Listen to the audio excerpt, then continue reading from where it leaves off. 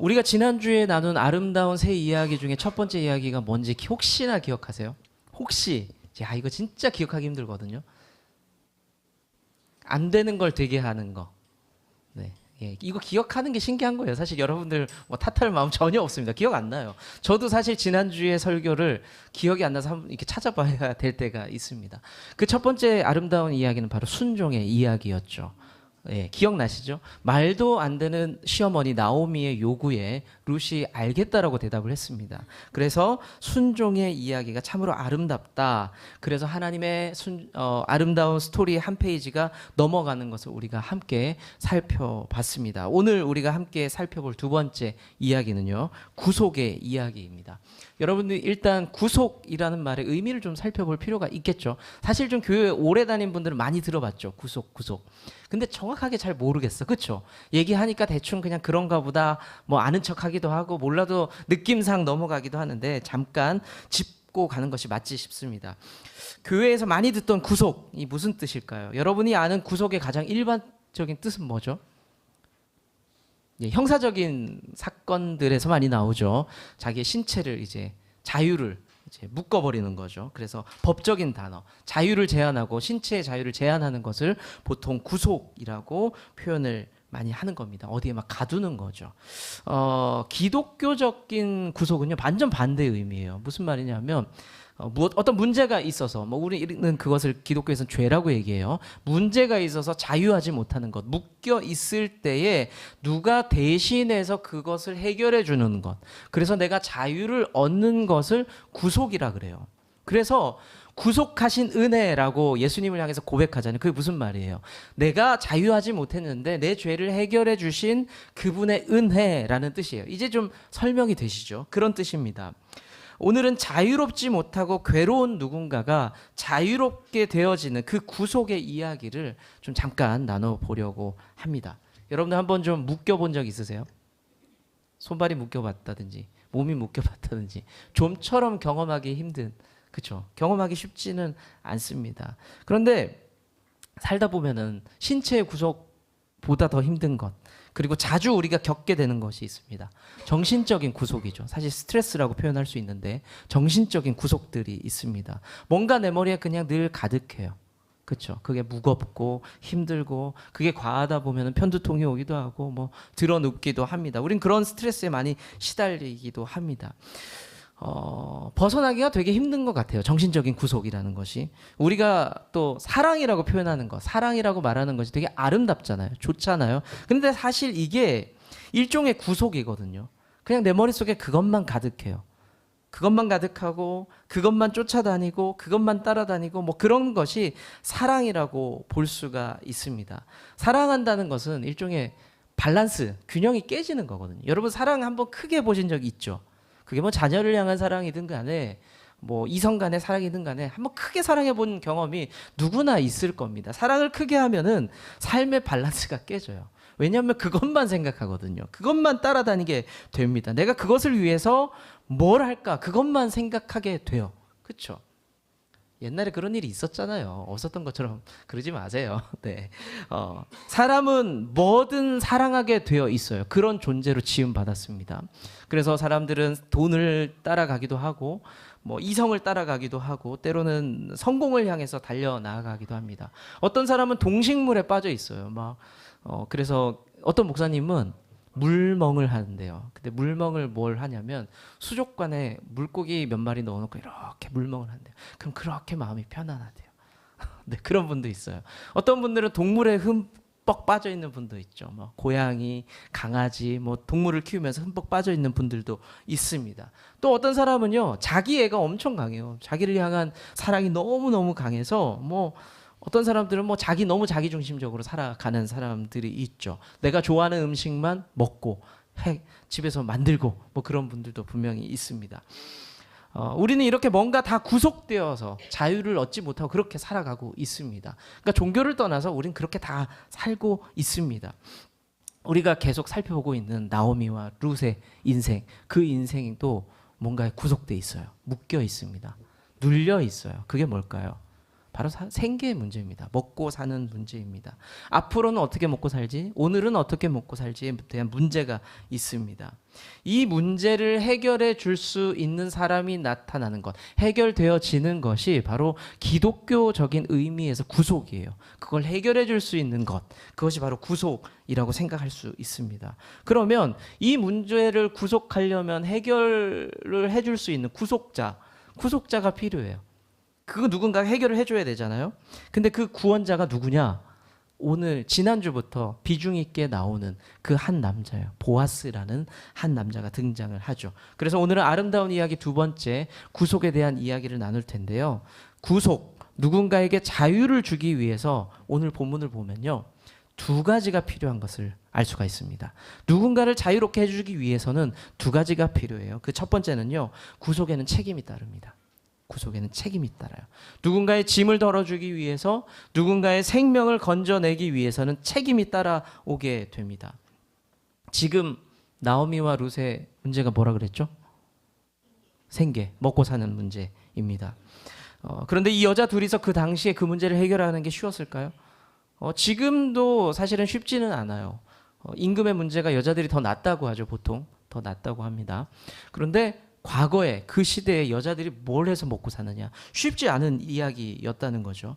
그런데 이 문제를 안고 있는 것이 나오미와 룻의 문제였을까요? 그 당시에 두 사람뿐이 없었을까요? 아주 많은 사람들이 남편을 잃은 여인들이 있었을 것이고 부모를 잃은 아이들이 있었을 겁니다. 흔히 말하는 사회적 약자가 엄청 많았을 거예요. 그러면 이 사람들이 다 생계의 문제가 있단 말이에요. 어떻게 먹고 사느냐, 이 문제 사실은 본인들이 해결할 수 없어요. 그래서 지금 이 시대는 그걸 어떻게 해야 돼요? 사회보장제도라는 게 있잖아요. 그래서 그 사람들 최저 생계를 마련하기 위해서 도와주잖아요. 그렇죠? 근데 이 시대에도 그게 있었어요. 율법으로, 제도로 있었습니다. 그 제도를 뭐라고 하냐면 이름을 이렇게 붙입니다. 고엘이라고 붙여요. 고엘. 그리고 풀어서 이렇게 표현을 합니다. 성경에 가끔 나와요. 기업을 무르다 라는 표현을 씁니다. 그게 바로 고엘 제도인데 이 부분을 좀 설명을 할 필요가 있을 것 같습니다. 여러 가지 이유로 살다 보면 우리가 망할 때가 있어요. 여러분 망할 때 있죠?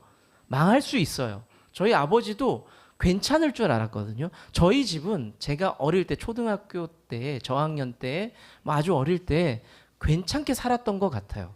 괜찮게 살았던 걸 몰랐는데 결혼해서 결혼해서 이야기를 해보니까 우리 집이 괜찮았던 것 같아요.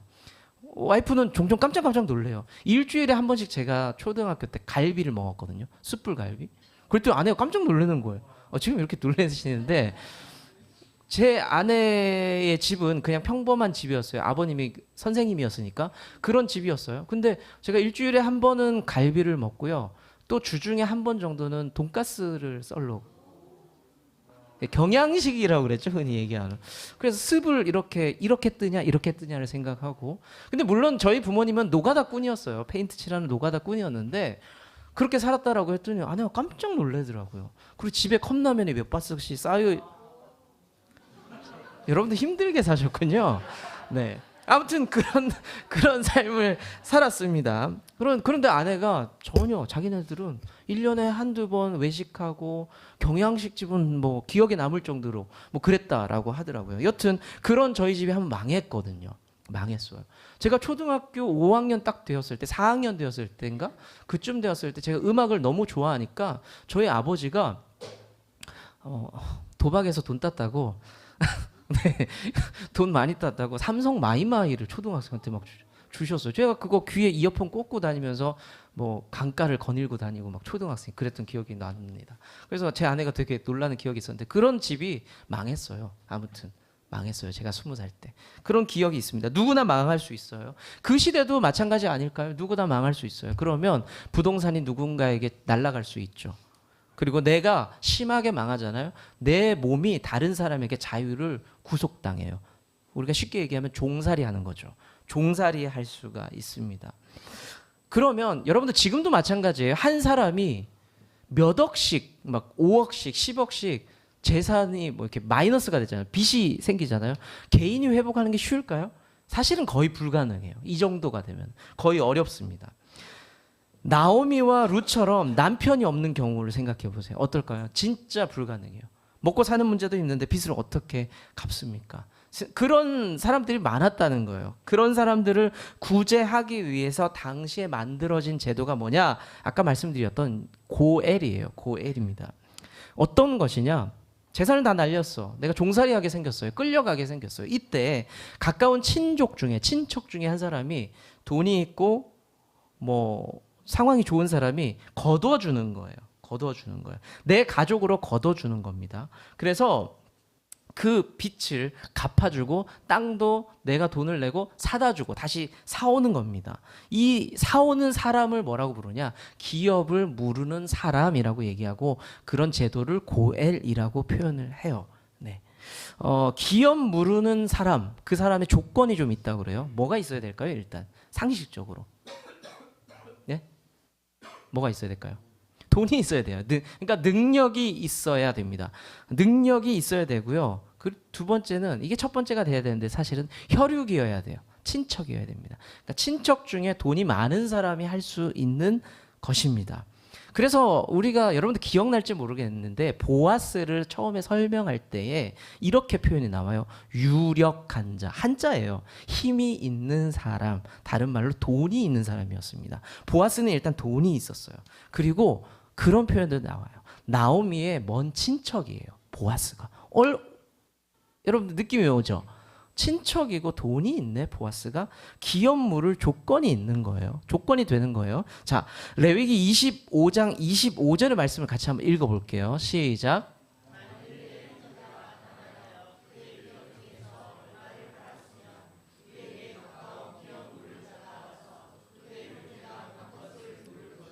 네, 기업 물을 자에 대한 개념이 이해가 되니까 조금 보이실 거예요. 가난해서 어쩔 수 없이 다 재산을 날렸을 때 기업 물을 자가 와서 재산을 땅을 다시 사줄 의무가 있다라고 되어 있어요. 그 친척 중에 누군가는 해라.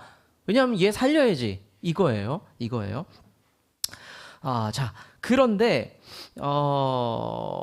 그 조건이 하나가 더 있어요.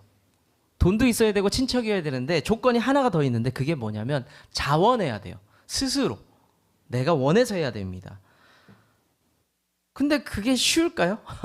그게 쉬울까요? 쉽지 않아요. 사실은 책임감을 가지고 있어야 됩니다. 자원하려면 책임감이 있어야 돼요. 내가 저 사람을 살려야 되겠다라는 책임감이 사실 필요합니다. 자, 나오미와 룻에게 그 기업 물을 자 한 사람이 일단 이름이 등장하는 거예요. 누구라고요? 보아스라는 남자가 등장을 했습니다. 혈육이었고 능력도 있었습니다. 자, 아까 말씀드렸어요. 이제 하나만 있으면 돼요. 뭐? 자원하는 마음, 책임감만 있으면 됩니다. 자, 사건의 현장으로 다시 돌아갈게요. 시어머니가 며느리를 예쁘게 단장시키고 보아스가 야근하고 피곤해서 자고 있을 때 그 발치 근처에 있으라 그랬잖아요. 누워 있으라 그랬잖아요. 근데 보아스가 눈을 딱 떴는데 어이구 깜짝이야. 예쁘게 단장한 여자가 근처에 있는 거예요. 그래서 물어봅니다. 너 누구냐고, 왜 거기 있냐고 물어봅니다. 그랬더니 룻이 이렇게 이야기를 합니다. 나를 좀 지켜주세요. 이렇게 고양이 눈을 했겠죠. 예쁜 고양이 눈을 하면서 나를 좀 보호해 주세요. 당신이 나의 기업 물을 자입니다. 라는 것을 이야기를 합니다. 보아스 입장에서는 좀 당황스럽죠. 갑자기 나타나서는 그런 얘기를 하니까. 그런데 11절을 보면은 보아스가 이렇게 반응을 합니다. 같이 읽어볼게요. 시작. 무슨 말이냐면 내가 책임을 지겠다라고 이야기합니다. 보아스도 이 제도에 대해서, 고해에 대해서 잘 알고 있었겠죠. 내가 책임지겠다라고 이야기를 합니다. 자, 그러면 우리의 신앙으로 돌아가 볼게요. 여러분들 찬송이든 신앙 고백이든 우리의 구속자는 예수님이다라고 많이 고백하면서 살고 있습니다. 자, 그러면 그 예수님께도 이런 책임이 있었을까요? 우리를 구속하실, 우리를 구원하실 그 책임이라는 게 있었을까요? 삶의 요소가 책임으로 가득했습니다. 예수님 보면 제자들과 함께 다니실 때 힘들어도 그 자리를 지키셨고요. 제자들을 살피셨고 십자가를 지시기까지 그 책임이 가득했었습니다. 자, 말씀 한 구절만 볼게요. 자, 말씀 한 구절 시작.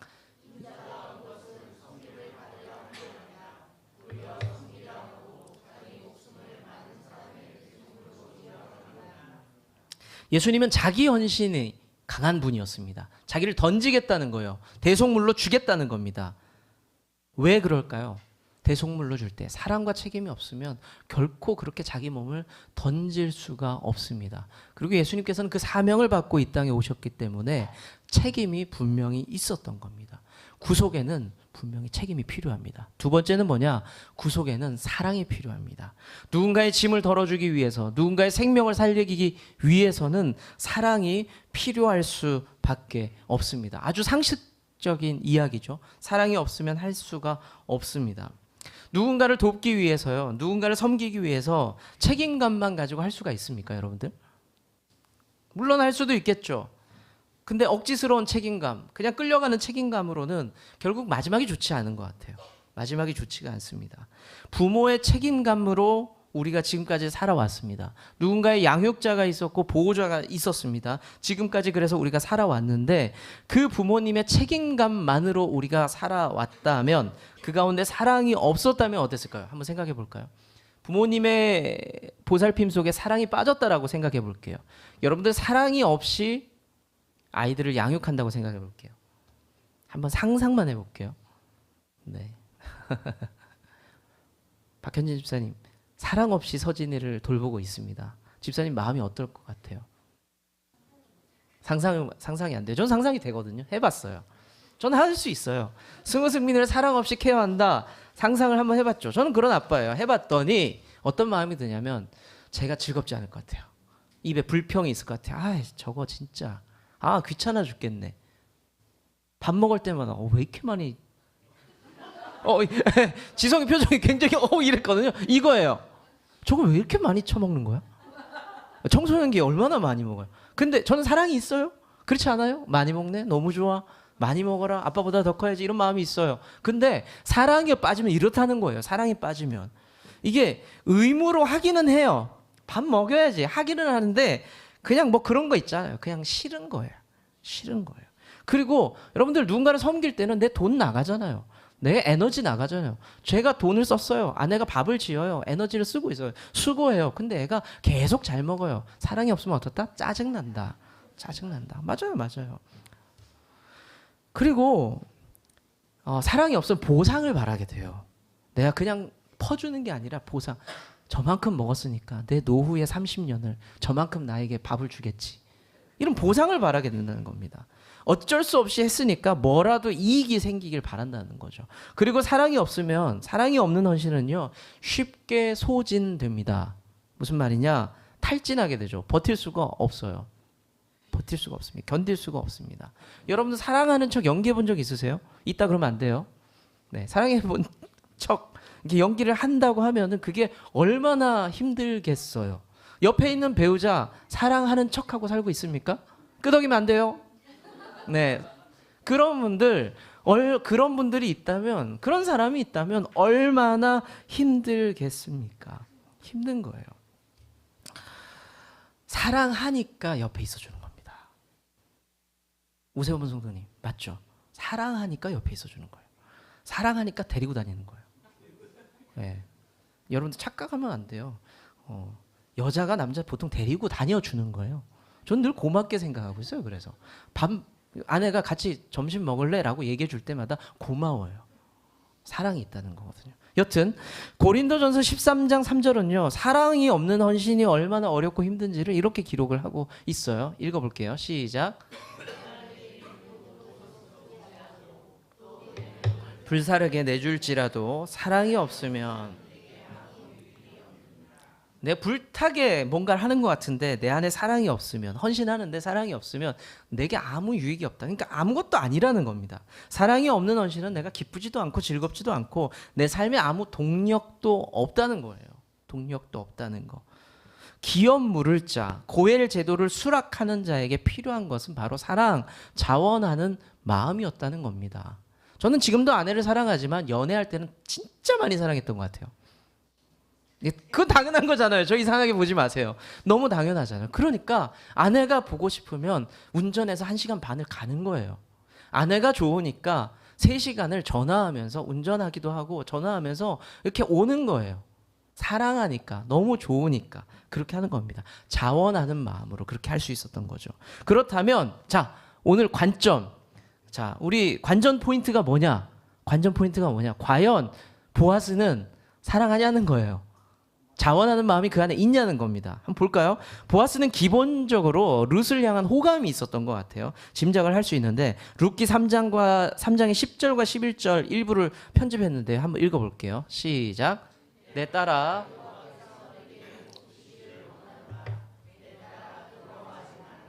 여러분들 나오미가 룻과 그 며느리들을 향해서 계속 그냥 호칭이 갑자기 바뀌었어요. 어떻게 바뀌었냐? 사랑 가득한 눈으로 바라보면서 호칭이 갑자기 바뀔 때 뭐라고 불렀냐면 내 딸아라고 불렀어요. 며느리에게. 기억나시죠? 내 딸아라고 며느리에게 얘기를 했습니다. 그런데 내 딸아라고 부른다는 것은 한 여인을 향한 지극히 큰 사랑을 표현하고 있는 겁니다. 근데 보아스가 이 여인에게, 보아스는 좀 나이가 많았어요.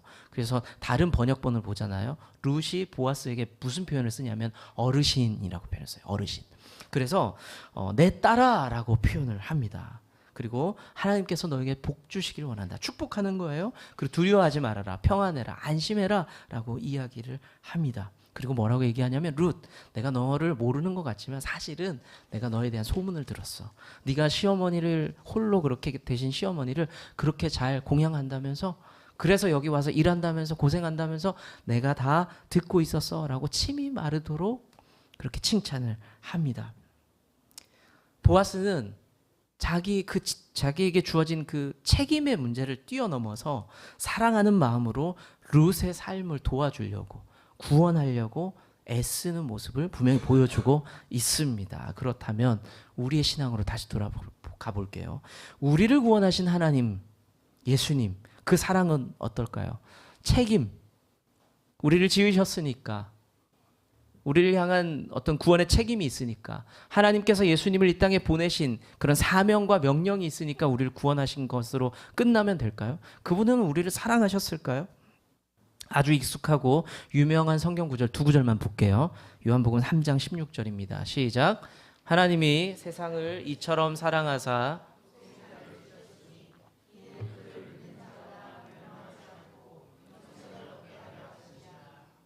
우리의 영생을 주기 위해, 우리에게 영생을 주시기 위해 독생자를 주셨거든요. 하나님께서 보내셨습니다. 그 근원이 뭐예요? 책임감이라 그래요? 성경에는 우리를 너무나 사랑해서 세상을 이처럼 사랑하사라고 기록을 하고 있습니다. 로마서 5장 8절의 말씀도 한번 같이 읽어볼게요. 시작. 우리가 아직 죄인 되었을 때에 하나님께서 우리에 대한 자기의 사랑, 예수님께서 우리를 위하여 돌아가심은, 하나님께서 예수님께서 우리를 위해서 예수님께서 이 땅에 보내심은 무엇에 대한 증거? 확증이라고 나오죠. 사랑이에요. 사랑. 내가 너 진짜 사랑해. 보여줄게. 확증해줄게. 내가 확실히 보여줄게. 그것을 십자가에서 보이셨다. 사랑을 보이셨다라고 성경은 말씀하고 있습니다. 하나님은 책임 때문에 어쩔 수 없이 우리를 구원하는 게 아니라는 거죠. 예수님께서는 하나님이 시키니까 어쩔 수 없이 십자가에 달린 게 아니라는 겁니다. 우리를 너무 사랑하셔서 구속하셨다는 그 사실을 꼭 기억하시기를 바랍니다. 이제 말씀 맺을게요. 오늘 두 번째 아름다운 이야기는요, 구속의 이야기였습니다. 보아스가 룻을 구속하기 위해서 두 가지를 보여줬어요. 두 가지 기억나세요? 첫 번째 뭐였죠? 책임감을 보여줬어요. 아, 그런 제도가 있지. 내가 너의 친족이지. 내가 그 일 해야지. 책임감이 있었어요. 두 번째는 뭐라고요? 사랑이었어요. 사랑. 자원하는 마음이었습니다. 예수님께서는 우리를 향한 책임과 사랑으로 우리를 구속하셨습니다. 여러분들 믿으십니까?